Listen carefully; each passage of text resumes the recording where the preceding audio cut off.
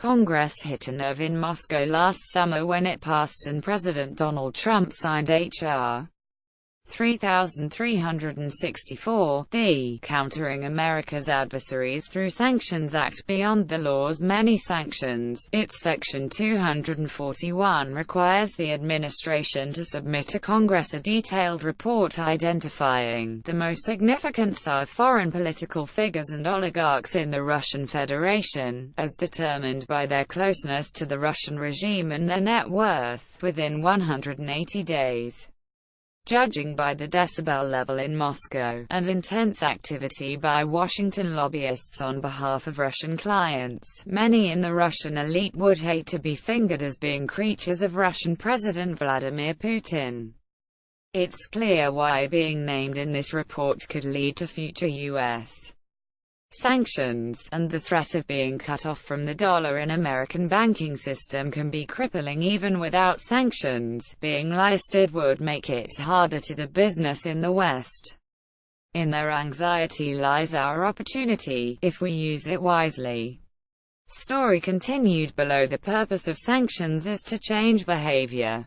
First, the prospect of being named in the Kremlin report, as we have called it, can incentivize the more independent of the Russian elite to keep some distance from Putin.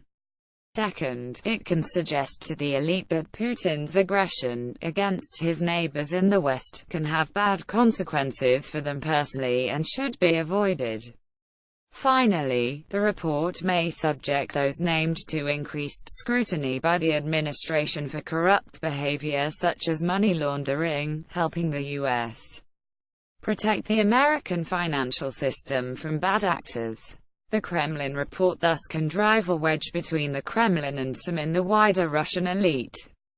How can the U.S. get this Kremlin report right? In an Atlantic Council policy brief we wrote with our Russian colleagues Andrei Illarionov and Andrei Pionkovsky, we urged the U.S.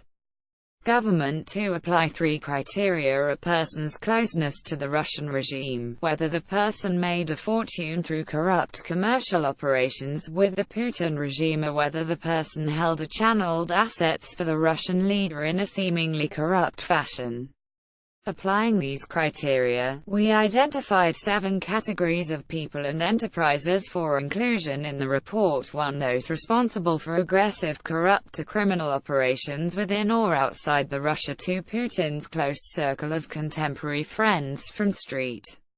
Petersburg, with whom he has done business since the early 1990s, known as his cronies. 3. Golden children of the rich who have become very wealthy top executives at a tender age. 4. Personal friends of Putin who, to shield the president from scrutiny, hold considerable wealth for him. 5. So-called oligarchs, big businessmen profiting greatly from direct business with the Kremlin. 6. Corrupt state enterprise managers who owe their positions to their close personal relations with Putin and utilize their positions for gross larceny. And 7. The relevant companies owned by these people. Even in a place as closed off as today's Russia, ample and reliable sources exist to identify these people. The U.S. government already started to do so in its personal sanctions against cronies since March 2014. Full disclosure: Dan Fried played a part in the design of U.S. sanctions against Russia while at the State Department. In the spring of 2016, the Panama Papers added important information, and Putin's cronies have defended themselves by transferring plenty of their wealth to family members. The Kremlin report should not just list Russia's wealthy in an indiscriminate fashion. Not all Russia's rich are alike.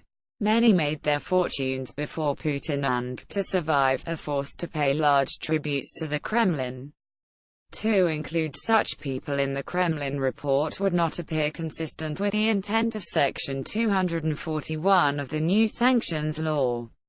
On the contrary, the aim should be to provide wealthy Russian businessmen with incentives to maintain whatever independence they can from the Kremlin. Incentives can work through differentiation. The Western sanctions on Crimea have convinced most big Russian private companies and even most large Russian state companies to avoid business there.